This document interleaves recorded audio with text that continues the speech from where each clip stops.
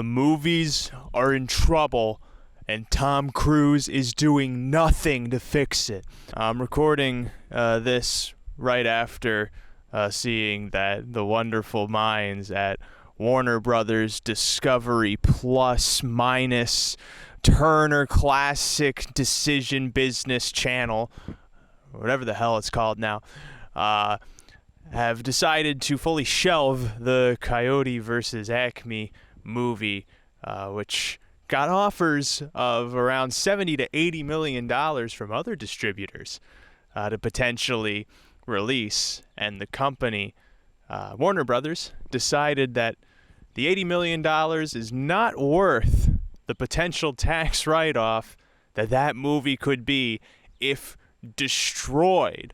Mind you, I have thought about committing things like this before with buying a house, but when I asked the insurance agent if I could still get the insurance money for burning down the house, they had to file a report. And now I can't use that agency. But these companies are allowed to do those exact same things for tax reasons. And it's not just the movies. I saw a great tweet in light of this news also point out the absurdity of what's happening with that big high-rise in Los Angeles. There's no one occupying this building. It's loaded with graffiti and stuff like that. And the city of Los Angeles decides that this building is worth more empty than it is as potential housing or anything else. It is more worth the millions of dollars of taxpayer money to fly a helicopter to watch the empty tower than it is to do something with the tower. We're in an incredibly strange era of the value of anything, where it seems to be declining in value monetarily, but with the money also decreasing in value, the ways in which these places are trying to create value out of something that is losing value is growing ever more stupid and not productive to anything that benefits people, society, whatever. It's not the same kind of epic communal bonfires you were getting in Germany in like 1920, before all that really hit the fan. I mean, maybe the climate nowadays is kind of similar with rising extremism and other types of dissatisfaction that people have at things other than the main problem, which is just in how so much of these systems are structured against letting people prosper or do things that benefit people and have it benefit them as well. These tax systems in place make it so that a company like Warner Brothers Discovery Plus Paramount minus Turner, it's pretty much every single media company now, Warner Media, this system incentivizes them to make products, and also is the same system that says that you can benefit from destroying those products. And that there is a strategy is not only troublesome given that the infrastructure of, the tax system and the business world and such has allowed for such a move to be viable and not illegal or fraud or any of these other types of words that could land people 4 to 10 years in prison, if they are poor, that is. But to me also speaks to the state of the world in the way it begs the question. It truly begs the question of why do these companies like Warner, why would the city of Los Angeles, it's like, why would Warner feel it is in their better interest to destroy their own product for a tax write-off than it would be to potentially recoup losses from its production through sale of distribution or these other avenues that are not absurd and dumb and counterproductive to the medium that they are having to promote and distribute? How is it that is the smarter move? And this also puts a lot of onus on the people in charge of these companies making the decision that is smartest. It's very possible they're also doing this just for ignorant and stupid reasons.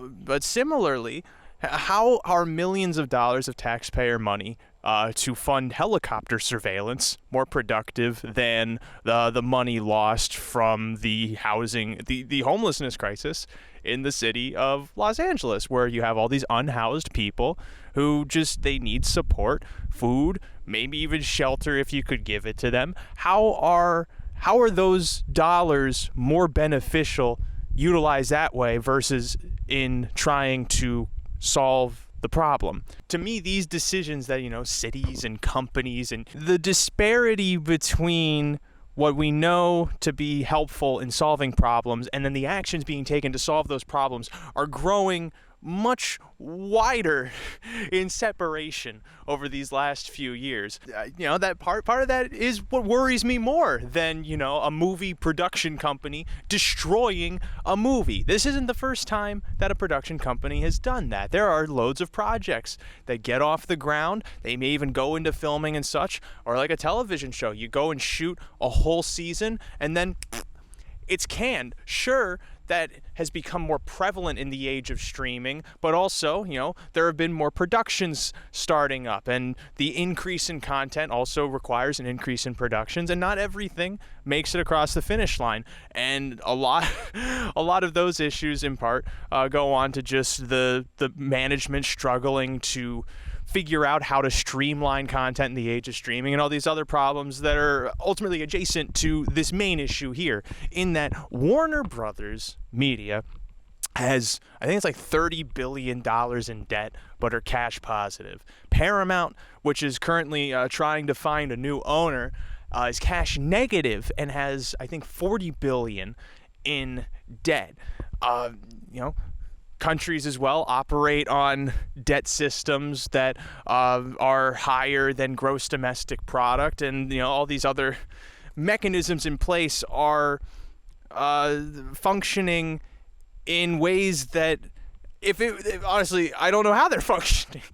And it might be because I'm a normal person who thinks normal things, and the absurdity of the whole business and corporate world could elude me in an extent. But I find it incredibly worrisome that these are the kinds of last-ditch moves that some of these companies are making. Brazenness in like the stock market rewards you, but also it's the flipped coin where failed brazenness, in fact, just plops you on your ass and you're left with nothing but your hands in your pockets.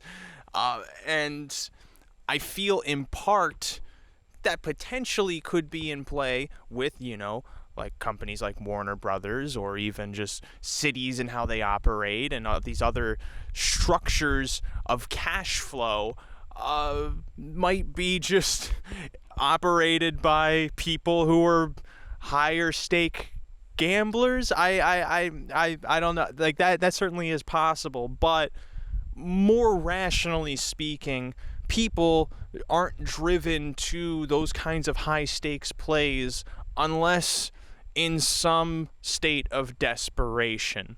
And that sort of desperation coming from higher up is what concerns me more about places like the film industry, or even, just any kind of structure in place. When your executive people who ultimately have final say over certain things getting green lighted or project directions and so on, if they feel they have to be making these large gambles a la these Marvel movies that are now starting to tank just to keep the doors open, and they don't change the protocols of how they operate, or like the types of productions they green light, or other types of procedural adjustments to make up for whatever losses are coming in, then everything just spirals down a drain into a dead end. And so I don't know what's driving companies like Warner Brothers to be making these sort of bad, dumb plays that are great plays in a business world, outside of any kind of forecast that isn't potentially downward just in terms of growth of what productions get made and such. I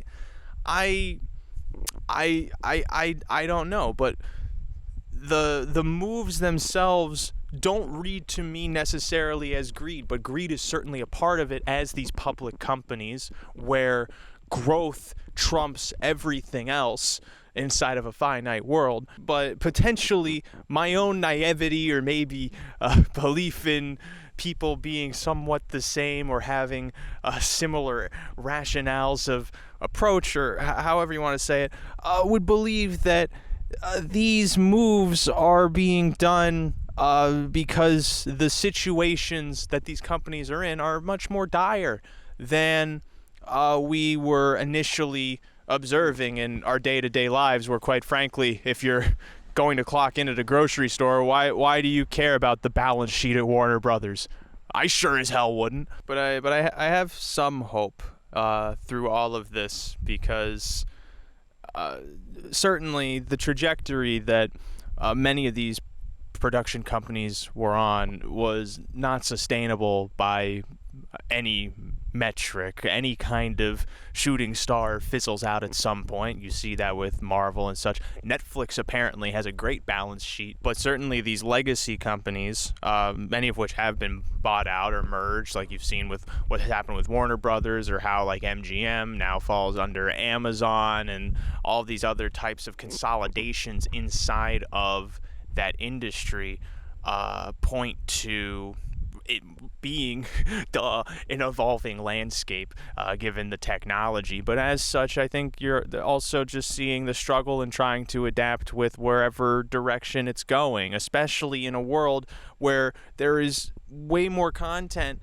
than anyone could possibly need or ask for or want or watch. Or I feel like, if anything, events like the Coyote versus Acme movie getting axed, or even just just any, you can apply this to other industries that are going through similar struggles and such, because the whole economy is kind of tipsy-turvying, and depending on whatever field you're in, I have optimism that, worse to worse, if the bottom falls out, that there will be room to rebuild in a better way. Because right now the model for a lot of movies, it's hard.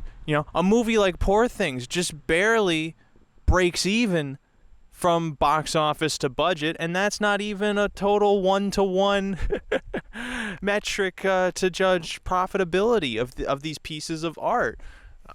There's a clip that goes viral every so often of Matt Damon on Hot Ones talking about how the loss of the DVD and of DVD sales plummeting have been a reason why we don't have so many different kinds of movies anymore. And certainly the technologies are kind of pushing that in a direction, but I think also, given the profit margins not necessarily being sustainable at some of these corporations, we might start seeing a move towards, hopefully, lower cost productions, more kind of small scale ideas where maybe creativity can be more rewarded versus high budgets of VFX or whatever.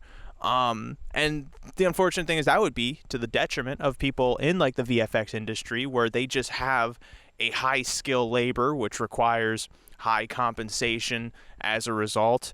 And I think it would force us into a position where we sit back and go, what value is this to us and to this industry of storytelling? I do see then a future for lower budget type things to get green lighted, but when you are a company that is operating on such a red scale, I think that probably is what makes them throw more of these Hail Marys, because you could bring $1 million to a casino, and if you lose $1 million at the roulette table, you make it back by putting $2 million down on the table. And I think that's how some of these corporations and the people in charge operate. The ways that you're able to leverage debt and such make it so that you can you can try and dig yourself out of a hole with these higher scale things, and it creates far more risk and forces you to have to be right on those gambles so that you can stay alive. And as such, then, the decisions they make of what to greenlight and such, they become more selective. And that's part of the struggle we're seeing, too, with these production companies, is that they have to be more selective on what they're going to gamble on, because the whole profit model is out of whack. So to me, I feel like that creates room for lower budget things to potentially start breaking through again. The age of, maybe even like $1 million movies. It's real easy to make a movie for $1 million. Don't let anyone kid you. You can make it for far less than that and still make something compelling, interesting. But the profit margin on a $500,000 budget, making $1 million, not as enticing to some people as putting down $20 million to make $100 million. That's the kind of game that people are playing inside of this business and inside of every business. And at a certain point, that has to stop, not even just for morality's sake. It's not sustainable.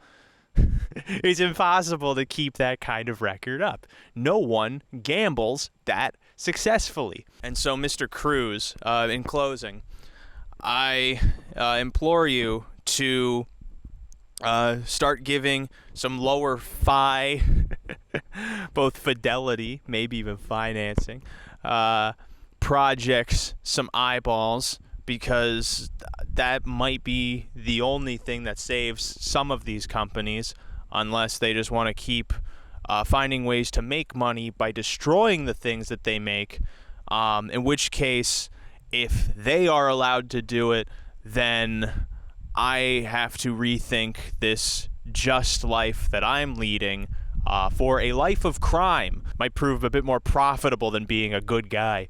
That's about all I have to talk about on this. The trajectory of the world right now, it's kind of hard to digest in certain ways, but I'm potentially naive in believing that things can correct themselves into better tomorrow, and I think I have to maintain that, because the alternative is so bleak and degrading and just unmotivating that I don't think that's the world I want to live in. So why should that be the world that I live in? Yeah, it sucks that Coyote versus Acme won't get made. Much of the movie industry is in turmoil, but maybe that's what makes a platform like YouTube the future. Or not. I don't know. Yeah. I have hope.